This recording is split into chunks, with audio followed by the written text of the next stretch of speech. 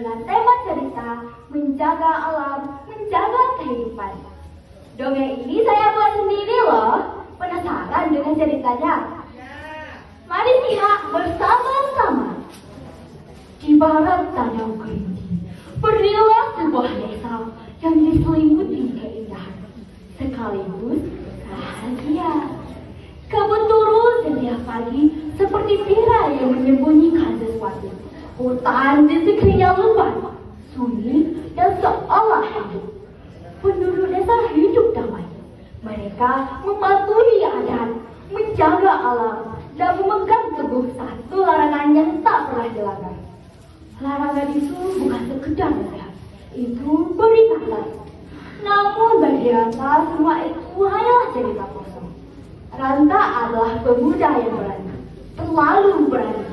Dan keberaniannya sering berubah menjadi kesombongan.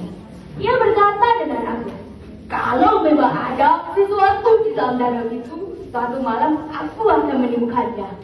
Malam purnama pun tiba. Bulan menggantung besar di langit, memandikan danau dengan cahaya pucat yang dingin. Angin berhenti, bahkan suara serangga pun menyimak. Dunia terasa tidak wajar. Ranta mendayung perahunya ke tengah danau. Setiap kayuhan terdengar menggema, seolah-olah danau itu mendengarkan. Ia berhenti, menatap ke dalam air, gelap, dalam, dan memanggil. Tanpa ragu atau mungkin tanpa berpikir, Ranta bilang, air menelannya, dingin, pekat, menyesalkan. Semakin dalam ia turun, semakin sunyi dunia di atasnya. Detak jantungnya terdengar keras di telinga. Duk, duk, duk. Lalu cahaya sebuah kilat emas muncul dari kegelapan. Berkedip, berdenyut, seperti hidup. Ranta mendekat, tubuhnya gemetar, tetapi matanya tak mampu berpaling. Dan saat ia cukup dekat, dia melihatnya. Seekor naga emas raksasa sedang terbaring di dasar danau, seperti makhluk purba yang terlupakan.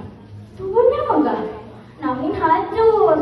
Sisi-sisinya retak, sebagian hitam, seperti terbakar oleh sesuatu yang tak terlihat. Tiba-tiba, suara itu datang, bukan dari luar, tapi dari dalam dia. Manusia! Suara itu menggema berat penuh luka. Mengapa engkau datang? Ranta ingin menjawab, tetapi suaranya tertular ketakutan. Aku hanya ingin tahu, bisiknya. Naga itu bergerak sedikit. Air berputar menciptakan arus yang mendekati tubuh Ranta. Ranta ingin tahu ada awal dari kerusakan, ucap si naga. Kilauan emas di tubuh naga meredup. Lihatlah, suara naga berubah menjadi diri, namun jauh lebih kecil. Tiba-tiba bayangan muncul di sekitar mereka. Hutan ditebang, bahan-bahan berkembang, tanah retak, air terus mengalir. Semua itu berputar di hadapan Ranta seperti mimpi buruk. Ini yang kalian lakukan, tegas naga. Ranta terkejut, matanya memburu.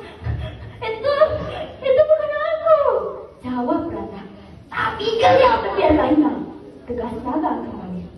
Kata-kata itu menghantam lebih keras dari arus manapun. Tubuh naga bergetar, retakan di sisinya semakin jelas. Aku adalah penjaga, dan aku mulai gagal, ucap naga sembari bersedih. Untuk pertama kalinya, Ranta melihat bukan hanya kekuatan, tetapi penderitaan, dan ia merasa bersalah. Apa yang harus dilakukan? Teriaknya hampir putus asa. Lalu suara itu menjadi lembut, sangat lembut, namun berat. Selamatkan aku dengan menyelamatkan alam. Cahaya emas tiba-tiba menyala terang. Aura besar menghantam tubuh. Dia terseret ke atas demi Ranta yang tadi. Ranta terbangun di tepi danau. Tubuhnya basah. Nafasnya terengah-engah. Langit mulai memerah, pancar lagi, seolah tak terjadi apa-apa. Namun di dalam dalam dirinya semuanya telah berubah. Sejak hari itu, Ranta bukan lagi pemuda yang sama. Ia berbicara, ia memberiakan, ia memohon. Dan untuk pertama kalinya, orang-orang benar-benar mendengarkan. Hutan mulai dijaga, penerbangan dihentikan. Danau dihormati kembali,